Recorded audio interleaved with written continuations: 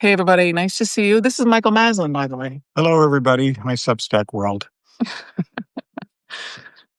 Gorgeous day here. We're in the Hudson Valley, and this is our kitchen. We used to do a lot of drawing on the table here with our daughters.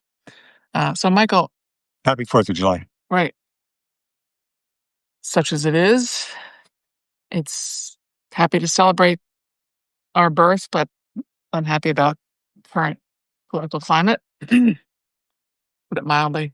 So, we're not gonna.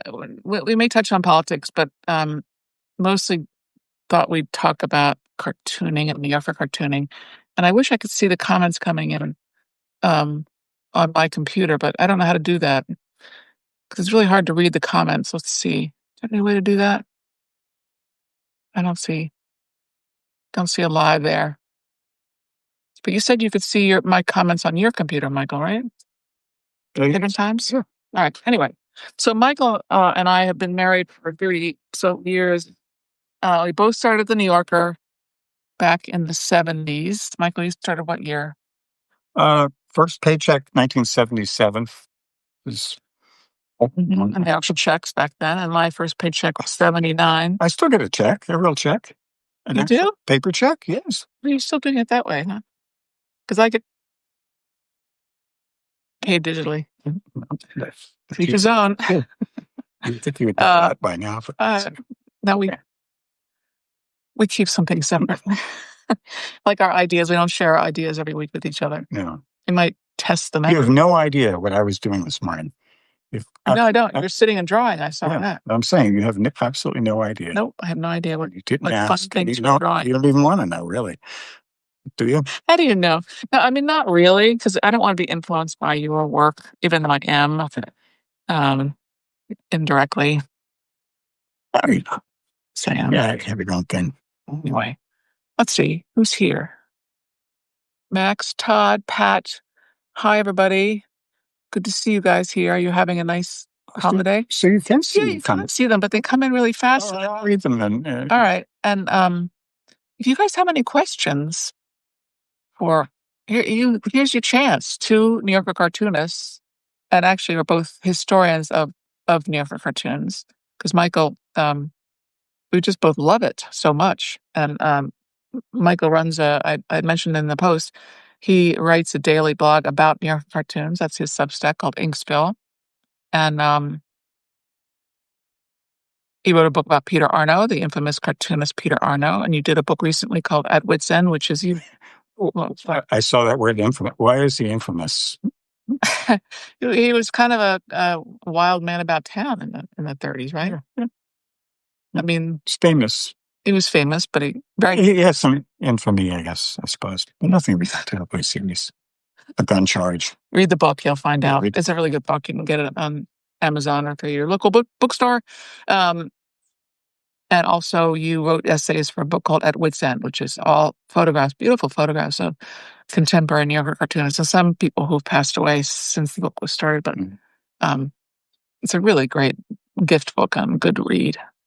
Were both friends of George Booth's? Yeah, George Booth. Yes, we were good friends of George Booth. We adored him. One of our heroes. Yeah, he's the first cartoonist. Not the first I met, but I went to a Cartoonist Association meeting. I was new to the field, and I was scared. And I sat down at this meeting. It was a big auditorium with lots of chairs. And I sat down by myself, and he came over and introduced himself and sat with me and chatted with me. He's such a kind man. Let's see. Listening and watching in the car. Thank you. Catherine? Let's say one more thing about George Booth. When you're starting out, you're heavily influenced, like way over the top influenced by people. And he was one of those people that, I just wanted to draw just like George Booth. Yeah. But I didn't, because he was already drawing. So, but I used to study those drawings, study how he drew things, his perspective. That's how. Wow. That's how you learn. You have your drawing. You draw already, right? Most of us start out as kids drawing already, right? And then you just study everybody else, and you don't lift things from them, but you you don't he do lifted that from himself. that I was going to add that when I saw his first original work in a gallery, I realized that his beautiful drawings were actually constructions that he had cut out a chair and Yeah. then pasted it or glued it or something somewhere in this set that he had designed. And here I've been trying to draw a perfect George Boothian setting, and making mistakes. Thinking, "Wow, how does he do that?" Well, he did it because he Cut and paste. cut and pasted it, Yeah. and they're kind of interesting. Pre-Photoshop. Now you can do that. Photoshop. Let's see other questions. How can the world see itself through cartoons? Is it accurate? Great question. Not in my world, but I don't think that's in true. your world. No, we both, you and me, we both draw about daily life. We draw about how people go about their worlds, marriage, children. Yeah. Right. Well, today was odd because I drew a lot of things that don't really exist. That's true. Talking. Like talking what? Well, an octopus that was driving a car, a turtle looking for a certain family. What else?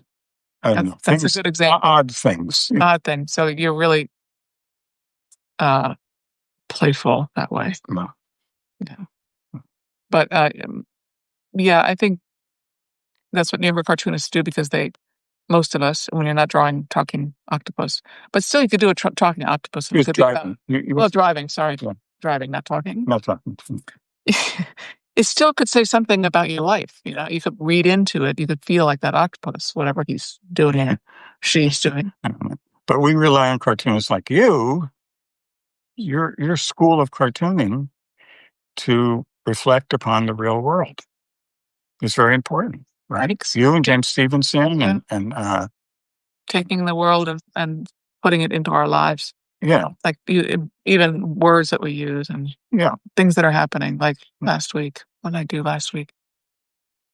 I mean, there was a word being in the culture being bandied about, the status quo, and because of the New York City mayoral primary, and I wanted to use the word status quo, which by itself is not funny, but if you figure out a way to put it in a situation, it can become funny. And when people read it, they won't think, "Oh, that's a political cartoon." It's more indirect that way. They might sort of think, "Oh, yeah, she's making reference to Mamdani or something." Whereas I would take status quo and try to pull it apart and play with it in a different way. Right. That has no value as a political statement. Does that help? I don't know what your name is. It's hard to read your handle. San Lugonena, 25.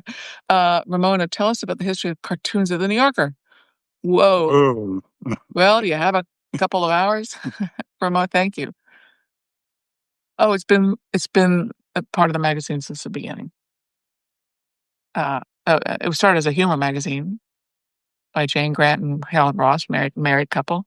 But really was, in the 20s, cartoons were very popular, and so it was like no question, if you're going to have a humor magazine, you're going to have cartoons in it. I'm sure Harold Ross and his art director at the time, Ray Irvin, knew. Well, they didn't know what they wanted. They know what they didn't want, right? Right. But what can we say about cartoons? And I think you mentioned this in a book, or I know I did, that when the first few issues came out, the one thing that everyone felt had been done right, and it was solid, were the cartoons. Right. Harold Ross said, "Get the words more like the art," because the art was so successful. So the art was strong from the very beginning. Yeah, and they had women in the first issue. So I don't know if they had any people of color back. They had some men too. A few men, a lot of men, and the diversity didn't come until later. So that gives you a little snippet, Ramona. Both of us have written about it. If you go to Michael's blog, you'll see stuff written about it over time, and I've written about it in my book, Very Funny Ladies. Do you have two separate studios at home? Don't work at home, says Lori. We do have two separate studios. I mean, two separate spaces. Michael works in the living room on a couch. About 10 feet from here. and I have an old barn. I work in an old barn across the street. And we also, I spend half my time in New York City, where I draw there as well.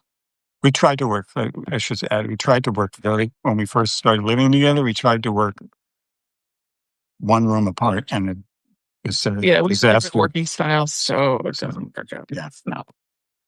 Hi, Elizabeth McQueen, from Paris. That's really cool. How did you two meet? We met at a New Yorker and a New Yorker party. Not hosted. Strange how Yeah, I know. We, uh, it was a party for New Yorker cartoonists, hosted by a woman named Michelle Urey, who was the Playboy cartoon editor. She loved cartoonists, and she was very generous to cartoonists. She loved throwing parties, so we met there. Didn't hit it off right away, but a couple of years later, But you didn't like me. That's not true. Oh, at least, I mean, we liked each other. We liked each other. Yes. Yeah, no. Right. But we didn't start dating right then. No, not at that moment. No. Avi asked the same question. Need to keep us going for another 3.5 years. No pressure. Thanks, Max. No problem. I know. Well, it's hard. I mean, Michael, see our birds behind us? Michael draws all the time, every day, like just all the time. You create like maybe 4 cartoons a day, Something give or take. Yeah. And they're not political, really, but I'm the one that does political cartoons, and I get really stressed out. So it's a little bit less easy for me that way. But Michael keeps us happy with his silly cartoons. And I don't mean that as a put down. Let's see. Is this an era of in and out disposable information and short attention spans? Do biting New Yorker cartoons have the same impact that they once did, or am I overstating the impact they have had in the past? I love the New Yorker cartoons, but I'm disturbed by current trends of satire. That's for you. Wow. I mean, cartoons are perfect for short attention spans, because New Yorker cartoons are usually one panel. I mean, impact is a hard word, because you can't really say what cartoons have what kind of impact. And I always point to, in political cartoon world, I do point to the cartoonist Herbert Bloch. Herb Bloch is his name. And he was the one that did cartoons about Nixon during Watergate and before. But I think combining his cartoons, which were read nationally, even though he was in the Washington Post, along with the reporting about Nixon and Watergate, helped bring Nixon down. But usually you can't point to one cartoon that's going to make one difference. But I don't know how influential New Yorker cartoons had been. Yeah, I don't know. I will say, though, biting New Yorker cartoons, I do a lot of cartoons with animals with a lot of big teeth. My mother, I don't know if you remember this, my mother used to say, I don't know why you have to draw so many cartoons with big biting I don't do teeth. that. Leave it to your parents to cut to the core. Yeah, well, Adam, that's a good question, and it's a thesis. I think it's a lecture, really, what you're talking about. I love the fact that New Yorker cartoons have been political over time, but not in the political cartoonist sense, not in the Herb Bloch sense or the Gary Trudeau sense, and a bit different. How are we doing on time? David Gibson. Hi, Marjorie. about politics and politics, especially. Looking at your comments. We're going to draw for you in a minute. But just enjoying being able to read the comments. Love him so too. Oh, like the light bulbs. Yes, yes. Yeah, phrasing. Yeah. Yeah, people forget how important the caption is. They think it's just an add-on, or it's like but it's so much a part of the cartoon. It's so important to get it right. Might be 51%. What do you think? 51%. Maybe. Because you can do a beautiful drawing and have a lousy caption. Right. But if you do a great caption, you could kind of have right. Like, for example, I mean, James Thurber, who we both adore. If you guys don't know his work, you should look him up. some people say he couldn't draw, and he couldn't draw, but it doesn't matter. His drawings are so emotive and so free and fluid. But it's the captions that made those cartoons. You disagree? I think he drew better than anybody. Well, I know some good is a except for you, of subjective course. word. Except for you, you draw better than you. He draws better than me? No, he doesn't draw better than Okay. you. Yeah. I love odd things. Oh yeah, octopus is intelligent enough to drive. Yeah. Oh wow. Robin Williams' 4th of July humor affect both of you? Robin Williams is great. There are comedians that affected me, but I wouldn't say he's one of them. Robin Williams' 4th of July humor. Yeah, I don't know. I'm sorry we don't know, Jill. Thank you for the question. We know Robin Williams, of course. Great. Let's see. Philip. Hi, Philip Shane. I love Michael's attention to statistics. Is he also a baseball fan? Yes, he is. We both are, but we're not stat crazy, I don't think. No. Would you? Are you, Philip, stat crazy? Paul Krasek. Hi, Paul, another cartoonist. Paul was just at Yaddo, which came out of Shadow, I believe, for a while. Oh, really? Yeah. I don't know if he's back home yet or not. Maybe he'll tell us. Paul asks, hi there, wait, who was the first woman in the first issue? Her name was Ethel Plummer. There you have it.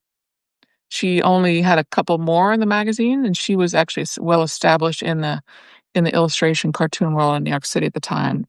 But she was not a regular at the New Yorker after that first line. Well, we have to remember too, back in the very first issues, the New Yorker wasn't the New Yorker. Right. It was a dime publication from the get-go. Right. For about almost a year, it was on its way out, and the Rolf Fleischman, who financed it along with Ross and his wife, decided to give it another shot after about 6 months, and then things turned around. But the New Yorker in those very first months was not like, you start at the New Yorker and then go to other places. We went to the New Yorker. Right. The real leap at the end of the day. Probably no money and very little money and a leap of faith to be a part of that. And no readership. Right. Just for a while. Speak. Thank you, Jane. You like my take on status quo and my Substack. Ramona. Hi, Ramona Pierce. Oh, God, I just skipped a lot of comments. Do you imagine that your work is contributing to the world that works or everyone? Or are you mostly reflecting on the world as it is now?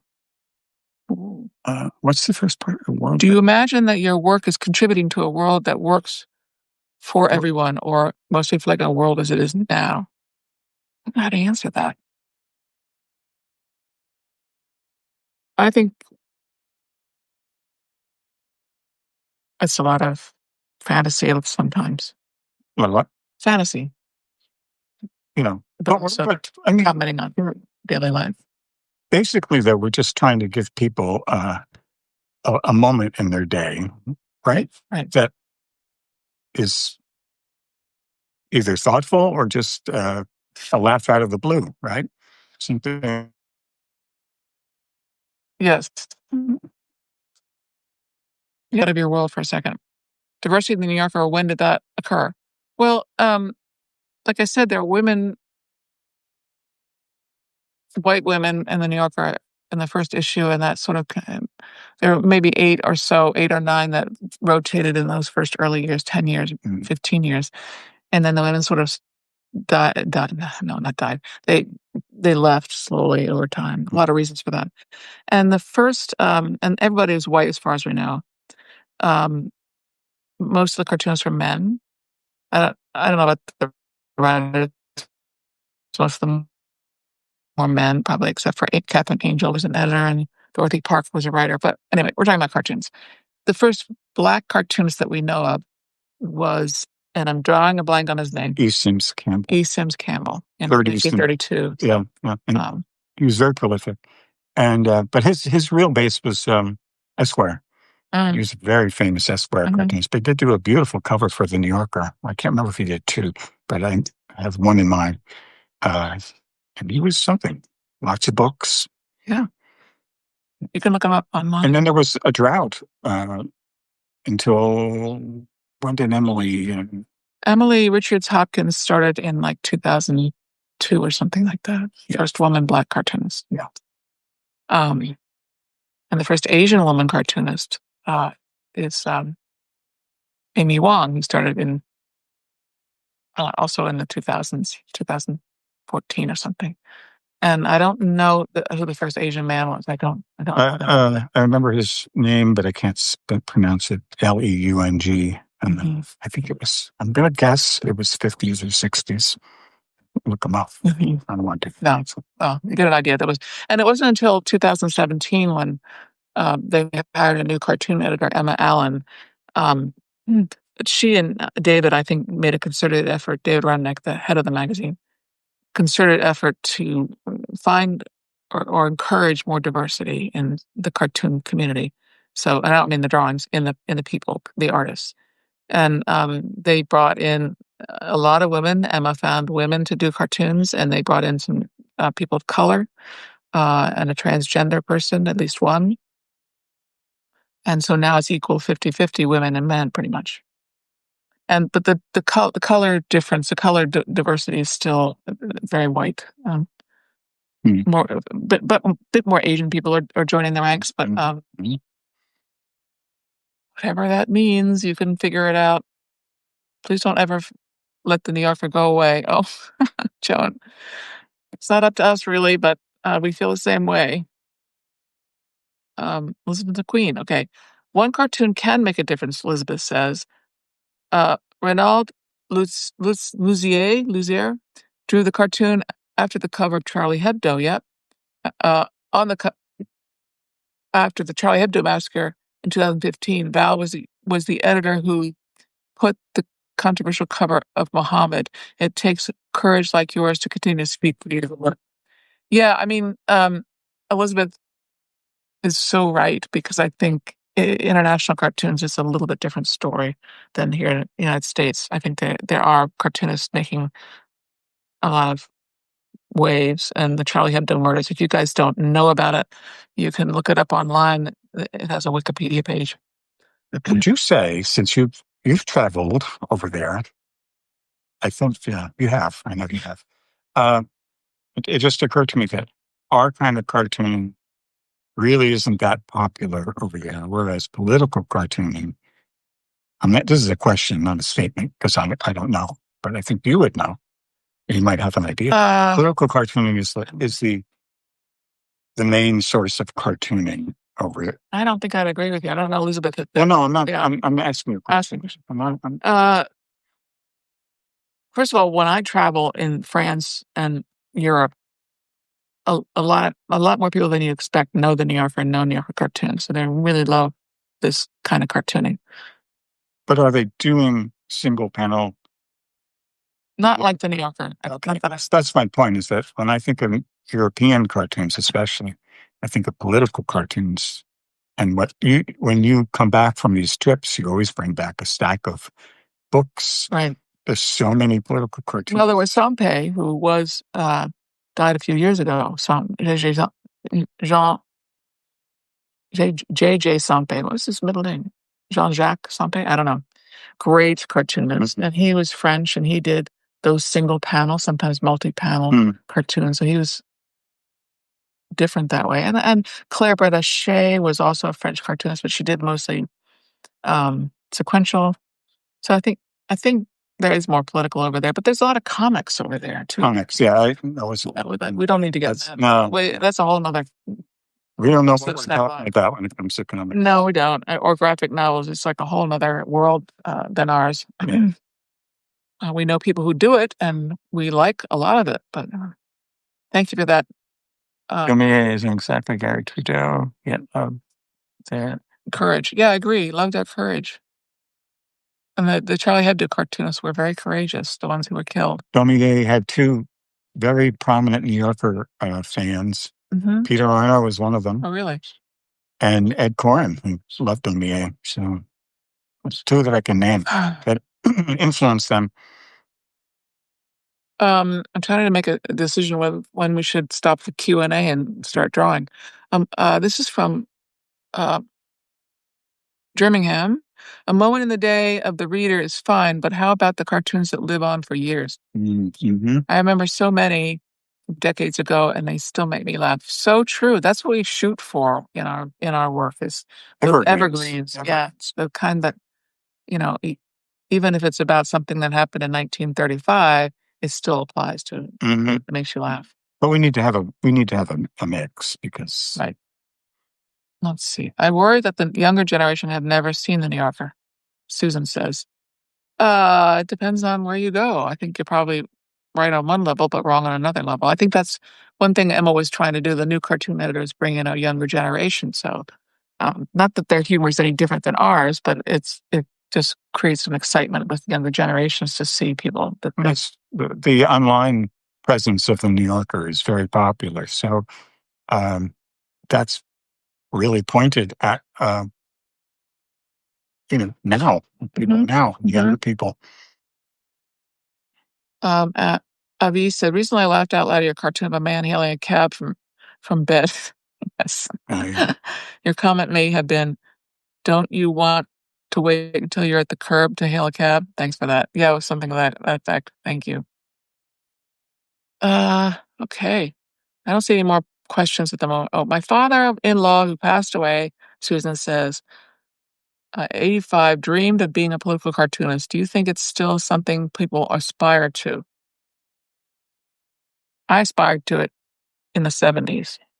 And do people still? I would say, yeah. Of course, they if you're someone who can draw and you have political Yeah, uh, feelings, strong ones, that's the way to go, right? That's yeah, because you end up write, writing and drawing. And yeah. so I would think the answer is very solid yes. I agree.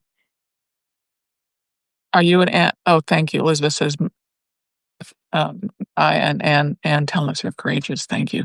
And telling us if you guys don't know her is a political cartoonist who left the Washington Post recently in protest, and now she's on Substack. So you should look her up and follow her on Substack. Oh, who's that? Heidi. Good to see you too. All right, draw please. Okay, I think maybe we've been talking too much, and so would you bring that thing over around so we have another device to put the phone in?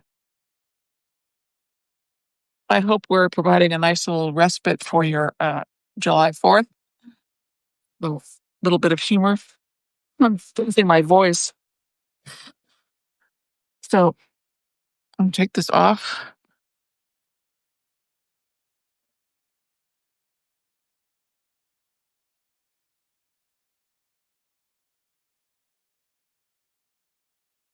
Michael's flip phone, buddy.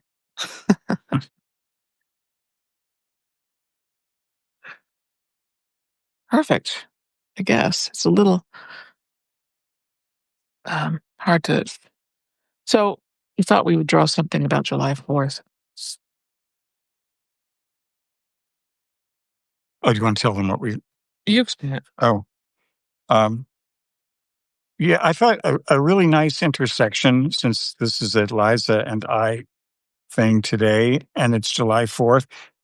James Server, who was our hero, and in a way, kind of brought us together. Hmm.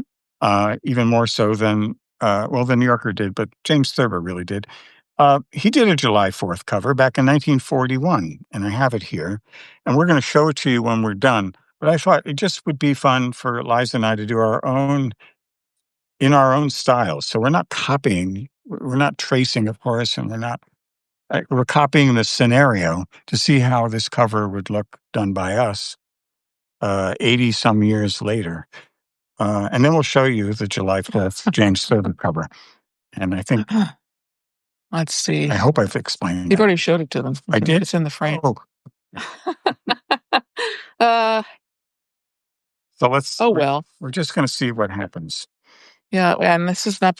Michael thought of this like 20 minutes ago or a half an hour ago. Is it out of frame now? Not really. Okay. I have That's to be able better. to see it. Okay. Oh, I guess it goes like that. Okay. Make sure they can see. Come, bring yours a little closer. Okay. Obviously, we are going to be not both in frame the whole time, but hmm. Don't look at what I'm doing. Look at what you're doing. I'm just going to try to do just if you could just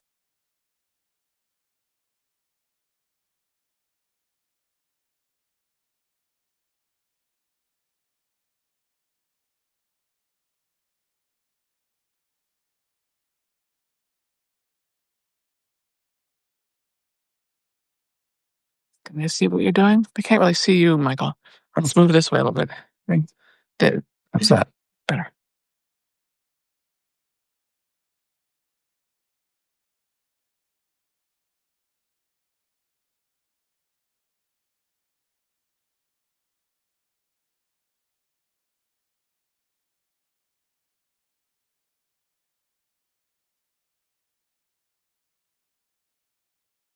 I don't even know what I was drawing. I don't even know. It's like technically challenge here. I'm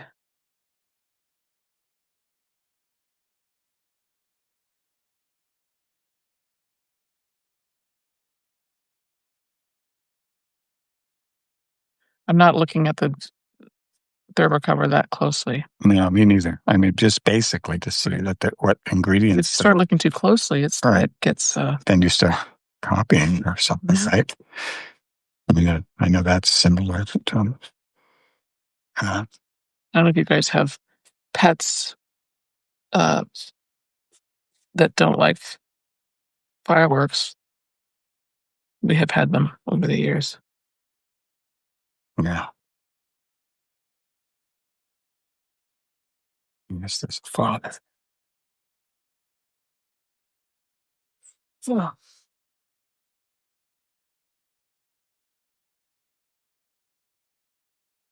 And I think by this, the folks will see how indebted we are to Thurber in a way, right? Because we're not doing we're not doing like heavy, you know, heavy what? I'm not trying to anatomically correct people or trying to draw like right. Things really look. It's really about getting the idea across. Yeah. And I'll make up this stuff. I don't really know. I'm going to stop looking at it because I know there was a tree somewhere. Something like that. If I was doing this without purchasing his, I'd probably put in a fence because I like horizon lights. You like perspective. I do not. Yeah. This is challenging for me. That's why I suggested this. So you'd be. Well, it's about this perspective in this. Okay. Okay, I'm done.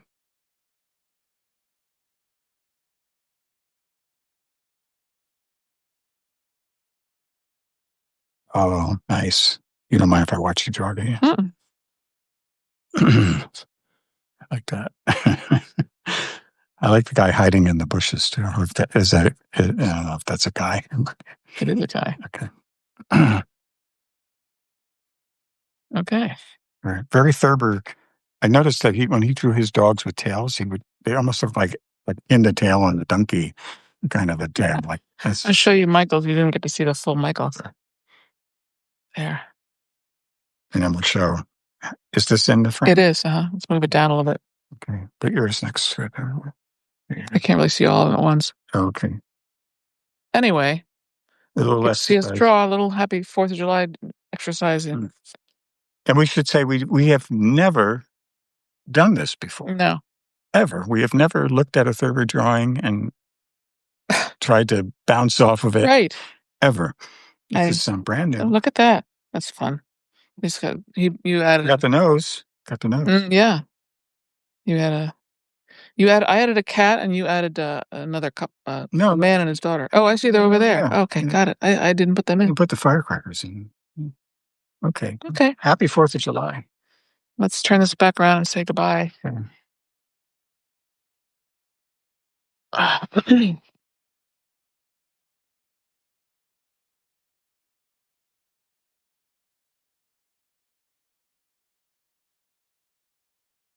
So, thank you guys. Thank you, Liza, for inviting me. We'll do it again.